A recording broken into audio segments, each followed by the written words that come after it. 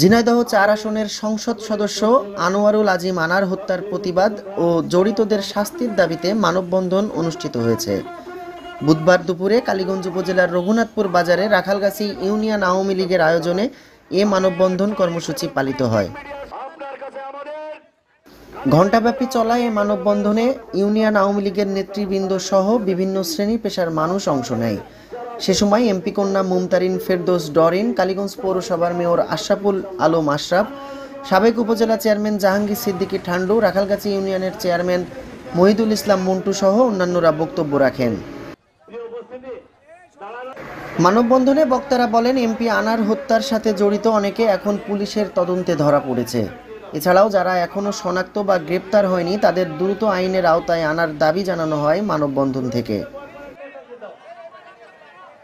মানববন্ধনে এমপি আনারের মেয়ে মুমতারিন ফেরদৌস ডরিন বলেন, আমার বাবার হত্যার সাথে জড়িত তারা অনেকেই ধরা পড়েছে।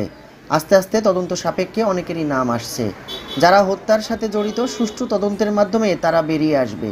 ইতিমধ্যে ঝিনাইদহ জেলা আওয়ামী লীগের গ্যাসবাবুকে ডিবি নিয়ে গেছে। এরপর জেলা আওয়ামী লীগের সাধারণ সম্পাদক সাইদুল করিম মিন্টু চাচাকেও ডিবি আটক করেছে। এখন অনেক রকম কথা শুনছি, আবার অনেক রকম চাপও নাকি আসছে।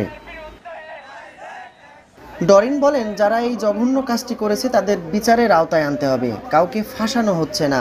এই গ্যাসবাবু কার অনুসারী, কার সাথে থাকে? গ্যাসবাবু আমার বাবার রাজনৈতিক কোনো প্রতিপক্ষ ছিলেন না। তাহলে কেন সে এই হত্যায় অর্থের যোগান এবং ভাঙায় বসে মিটিং করেছে?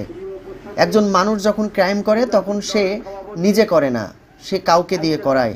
আমিও বিশ্বাস করি এই গ্যাসবাবু তৃতীয় বা চতুর্থ পক্ষ হয়ে কাজ করেছে।